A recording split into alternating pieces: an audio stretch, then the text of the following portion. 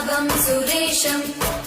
विश्वाधारं गगनसदृशं मेघवर्णं शुभांगं